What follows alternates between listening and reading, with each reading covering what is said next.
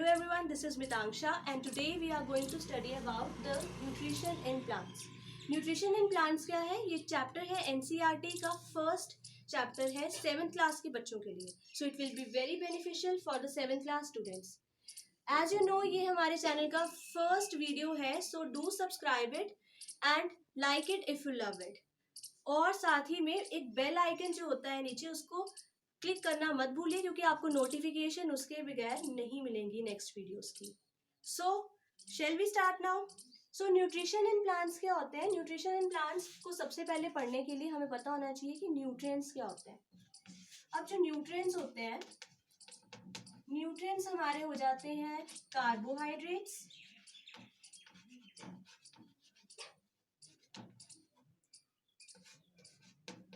Vitamins,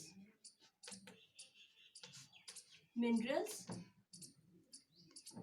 proteins, fats, ये सारे हमारे न्यूट्रिएंट्स होते हैं. और एज यू नो हमारे चैप्टर का नाम क्या है? वो है न्यूट्रिशन इन प्लांट्स. तो हमें न्यूट्रिएंट्स तो पता चल गया कि न्यूट्रिएंट्स क्या होते हैं. अब न्यूट्रिशन क्या होता है? सो अब हम पढ़ेंगे कि न्यूट्रिशन क्या है. न्यूट्रिएंट्स तो हमने पता कर लिए कि प्रोटीन्स होते हैं, हमारे विटामिन्स होते हैं, मिनरल्स होते हैं, ये सब होते हैं. अब न्यूट्रिशन क्या होता है? न्यूट्रिशन क्या है?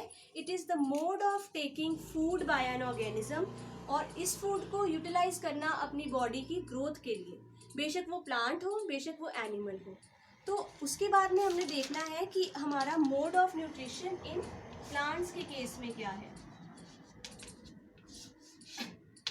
प्लांट्स आपने पढ़ा होगा कि वो अपना खाना खुद से बनाते हैं. अब कईयों का क्वेश्चन होगा, यार हम भी तो खुद से अपना खाना बनाते हैं, तो प्लांट्स को क्यों इस तरह से बोल रहे हैं? तो जो प्लांट का रॉ मटेरियल होता है वो खुद से ही जनरेट करता है, और जो हम लोग होते हैं वो अपना रॉ मटेरियल खुद से जनरेट नहीं कर सकते. हम लोग डिपेंडेंट होते हैं प्लांट्स पे और बाकी सारे एनिमल्स पे. हमें मीट मिलता है एनिमल से, प्लांट से हम लोगों को प्लांट वाली क्रॉप्स मिल जाती हैं, तो रॉ मटेरियल तो हमें वही प्रोवाइड कर रहे हैं. तो हम उनके ऊपर इंडिपेंडेंट नहीं है, हम उनके ऊपर डिपेंडेंट है. बट जो प्लांट्स होते हैं ये पूरी तरह से उस इंडिपेंडेंट होते हैं, खुद का खाना खुद से बनाते हैं. तो इनको चाहिए क्या क्या होता है खाना बनाने के लिए? इनको सबसे पहले चाहिए कार्बन डाइऑक्साइड, ओके. देन इनको चाहिए वाटर, ओके. देन इनको एक चाहिए होती है हमारी क्लोरोफिल. क्लोरोफिल क्या होता है? क्लोरोफिल एक ग्रीन कलर का पिगमेंट होता है जो कि हमारे लीव्स के ऊपर होता है, जो लीव्स को ग्रीन कलर प्रोवाइड करता है, और जो फोटोसिंथेसिस जो हम लोग प्रोसेस बाद में पढ़ेंगे उसमें हेल्प करता है. ठीक है, हमें चाहिए होता है क्लोरोफिल, वाटर, कार्बन डाइऑक्साइड, और सबसे इंपॉर्टेंट सनलाइट. ये 4 बेसिक नेसेसिटीज हैं जो हम लोगों को प्लांट में फोटोसिंथेसिस एक प्रोसेस होता है,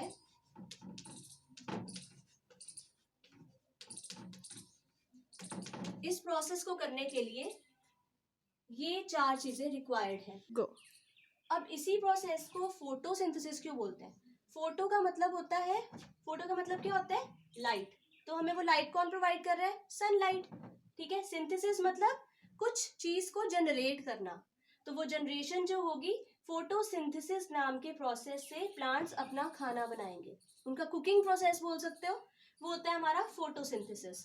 अब फोटोसिंथेसिस होता कहाँ है और क्या होता है? अब जैसे हम लोगों में आप देखते हो, हम लोगों को फैक्ट्रीज होती हैं, ये सब कुछ होता है, वहाँ से हम लोग जनरेट करते हैं रॉ मटेरियल्स अपने, और उसके बाद में हम लोग उसको यूटिलाइज करते हैं. बट प्लांट्स के पास ऐसी फैक्ट्रीज नहीं होती. प्लांट्स को देखो, अब क्या है, आपने मुझे बताना है कि हमारी ये जो प्लांट है, suppose this is a plant. ठीक है, ये कोई भी प्लांट है और ये प्लांट के लीव्स हैं. ठीक है, इसमें फैक्ट्री कैसे हमें पता चलेगा ये कौन सी है? क्या रूट हो सकती है फैक्ट्री? रूट नहीं हो सकती. अगर रूट होगी तो उसको सनलाइट कहाँ से मिलेगी? क्योंकि वो तो सॉइल है. ये सॉइल के ऊपर से ये जो सन है, इसकी रेस क्या यहाँ जा सकती है? इसके नीचे नहीं ना जा सकती. तो ये जो है वो फैक्ट्री नहीं हो सकती. देखिए, तो ये हमारे जो रूट्स हैं वो नहीं हो सकती उसकी फैक्ट्री. तो कौन होगा? देखो, लीव्स होते हैं. ठीक है, लीव्स के ऊपर ना एक छोटे छोटे स्ट्रक्चर्स होते हैं. ये ये छोटे छोटे स्ट्रक्चर्स क्या होते हैं? ये छोटे छोटे स्ट्रक्चर्स को हम बोलते हैं स्टोमेटा। ये क्या होते हैं? छोटे छोटे पोर्स होते हैं हमारे लीफ के ऊपर। आपने कहा होगा लीफ के ऊपर तो हमने पोर्स कभी देखे ही नहीं, तो कैसे पता चलेगा? ये माइक्रोस्कोपिक पोर्स होते हैं, बहुत छोटे छोटे पोर्स होते हैं। अब इसी से हम लोगों को, इसी के अंदर यहाँ से ही एंटर करेगी हमारी सनलाइट और कार्बन डाइऑक्साइड। क्लोरोफिल तो इसके पास पहले से ही प्रेजेंट है, ठीक है। अब पानी कहाँ से मिलेगा? पानी जो है वो जाएगा हमारा यहाँ से रूट से, ठीक है। उसको कौन देगा? जाइलम देगा ऊपर। जाइलम फ्लोएम होता है, ट्रांसपोर्ट के लिए हेल्प करते हैं ये लोग। तो वाटर जो है वो यहाँ तक कहाँ पर आएगा? लीफ के ऊपर, यहाँ से आएगा, रूट से आएगा। तो ये सारा का सारा जो चीजें हैं ये प्लांट में अवेलेबल है। तो हम लोग फैक्ट्री किसको बोलेंगे फिर, जहाँ पर फोटोसिंथेसिस हो सकती है? फैक्ट्री हम बोलेंगे लीव्स को, क्योंकि लीफ में ही सारा का सारा होगा प्रोसेस। अब देखो लीव ये रहा, ठीक है। लीफ के ऊपर पोर्स हैं, पोर्स से सब कुछ जा रहा है। अब डर्ट भी तो साथ में जाएगी, है ना। अब डर्ट को ना जाए उसके अंदर और उसका खाना खराब ना हो, तो वो उसके हम लोग अपने बर्तनों के ऊपर लिड्स लगा देते हैं ताकि उनके ऊपर कुछ ना हो। वैसे ही यहाँ पर क्या होता है? स्टोमेटा के ऊपर, स्टोमेटा को कवर अप करने के लिए यहाँ होते हैं गार्ड सेल्स, जो इसको गार्ड करते हैं। जैसे बॉडी गार्ड्स का काम होता है किसी भी चीज को सुरक्षित रखना, वैसे ही स्टोमेटा जो होते हैं, स्टोमेटा को बंद कर देते हैं और खोल देते हैं। जब कोई एक्स्ट्रा खराब चीज आती है तो बंद कर देते हैं, जब उसकी रिक्वायरमेंट की चीज आती है, जब उसकी यूटिलाइजेशन वाली चीज आती है तो उसको ओपन कर देते हैं। तो गार्ड सेल हेल्प करते हैं स्टोमेटा के ओपनिंग और क्लोजिंग में, ठीक है। तो फोटोसिंथेसिस का प्रोसेस तो हमने देख लिया कि वो होगा हमारे लीव्स के ऊपर से, ठीक है। अब लीव्स के ऊपर से होगा तो इसकी एक रिएक्शन बनती है। तो हम लोगों को क्या क्या चाहिए था? कार्बन डाइऑक्साइड चाहिए थी, वाटर चाहिए था, देन उसके बाद हम लोगों को क्लोरोफिल की प्रेजेंस चाहिए थी, हम लोगों को सनलाइट की प्रेजेंस चाहिए थी। तो उसके बाद हमारे पास क्या बन के आ रहा था? हमारे पास आ रहा था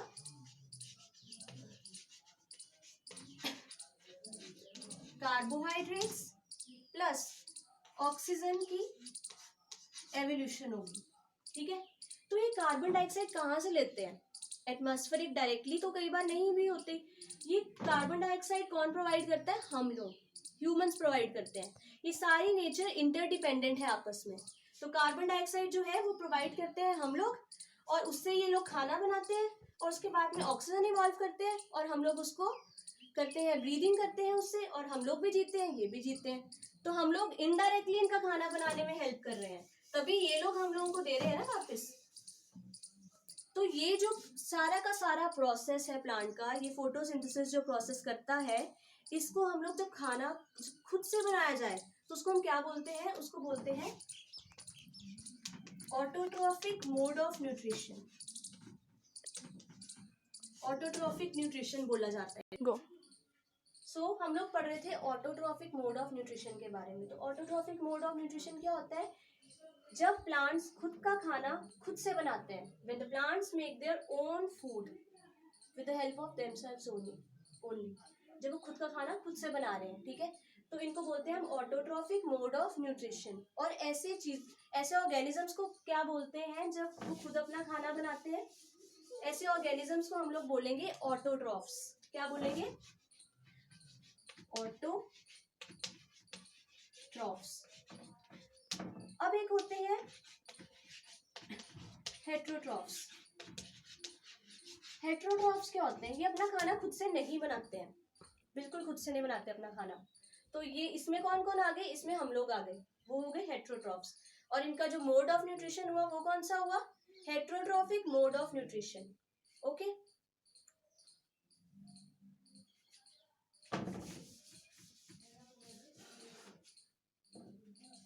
now we will study about the other modes of nutrition in plants.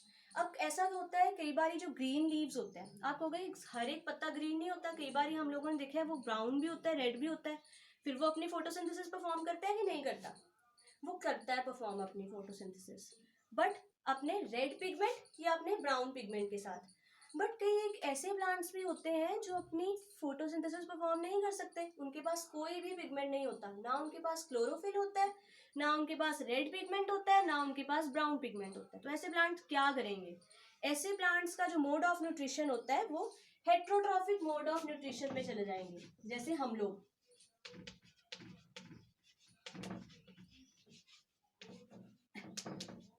ये एक्सेप्शनल केस है। तभी हम लोग ज्यादातर जब प्लांट्स की बात करते हैं तो हम यही करते हैं कि जो प्लांट्स होते हैं वो ऑटोट्रॉफिक होते हैं, हम लोग हेट्रोट्रॉफिक कभी नहीं बोलते। बट कई प्लांट्स ऐसे होते हैं जो हेट्रोट्रॉफिक होते हैं, उनके पास अपना क्लोरोफिल नहीं होता, तो उन लोगों को तो भाई हेट्रोट्रॉफिक होना पड़ेगा ना। इसका एग्जांपल है कस्केटा। 1 सेकेंड, इट इज कस्केटा। ये एक प्लांट है, इसका हेट्रोट्रॉफिक मोड ऑफ न्यूट्रिशन है, इसको हम अमर बेल भी बोलते हैं। हिंदी में इसको क्या बोलते हैं? अमर बेल। अब अमर बेल कैसे काम करती है? हेट्रोट्रॉफिक मोड ऑफ न्यूट्रिशन क्या करती है? ये अमर बेल बहुत ज्यादा तेज होती है। क्या करती है? ये कोई भी समझ लीजिए एक प्लांट है, ठीक है, ये क्या करती है? इसके आर पार अपनी ट्विनिंग मूवमेंट शो कर देती है। एक बेल होती है ना, बेल, बेल आप लोगों को पता है, तो ये बेल है। ये क्या है? हमारी अमर बेल, जिसको कस्केटा भी बोलते हैं। ये है हमारा प्लांट।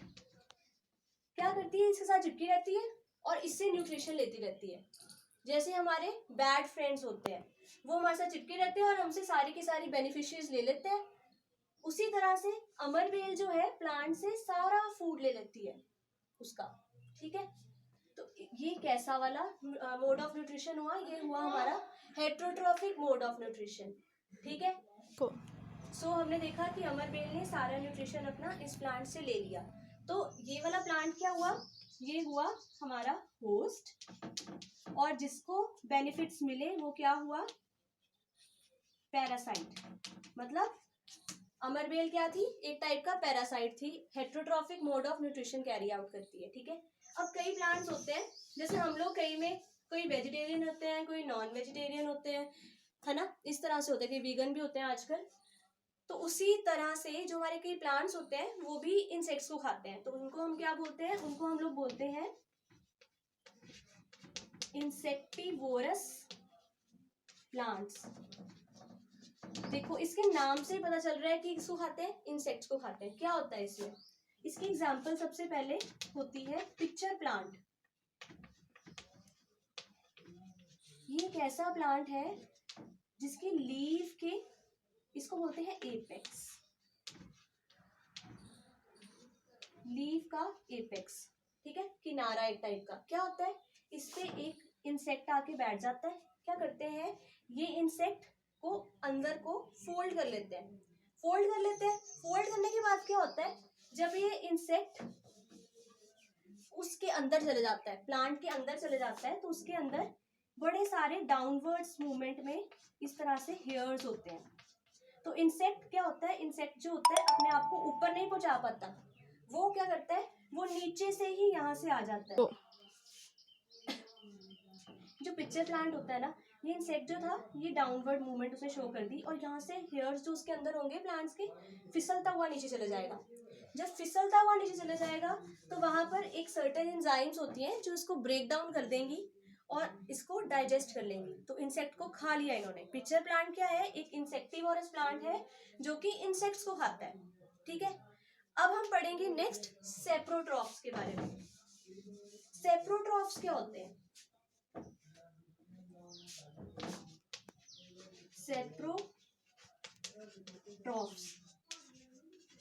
ये करते हैं, ये डेड ऑर्गेनिक मैटर को खाते हैं, डेड एंड डिकेइंग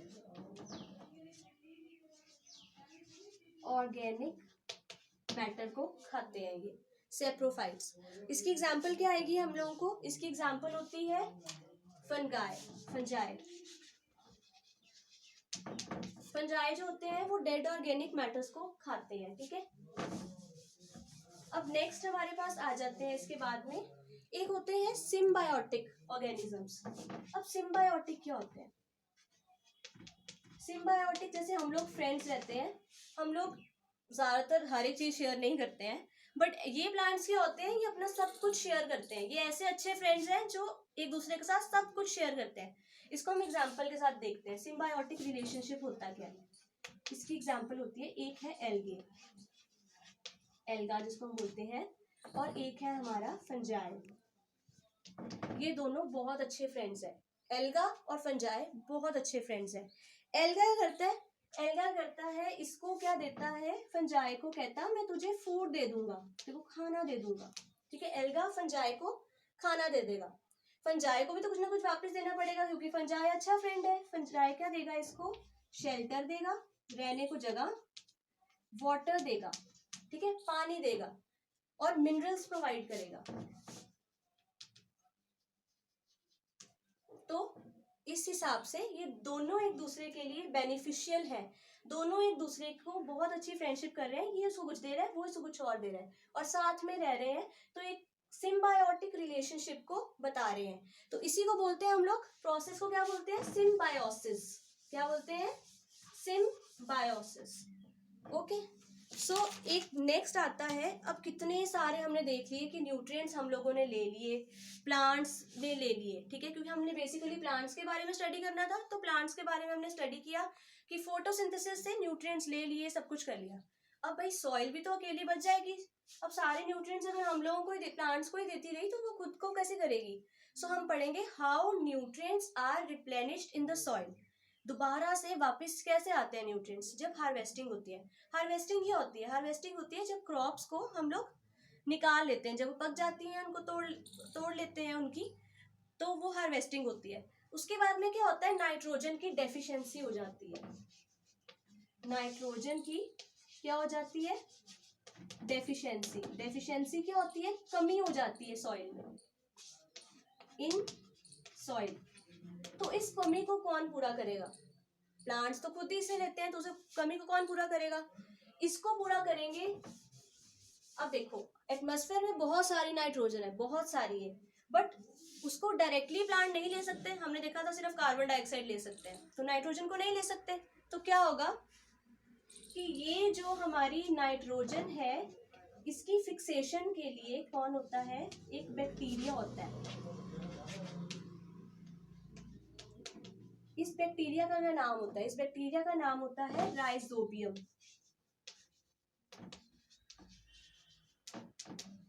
इसको हम, ये नाइट्रोजन को क्या कर देगा? फिक्स करेगा एटमॉस्फेयर से। ये एटमॉस्फेरिक नाइट्रोजन है, इसको फिक्स करेगा राइजोबियम, सॉइल में फिक्स करेगा। ठीक है, कहाँ फिक्स करेगा इसको?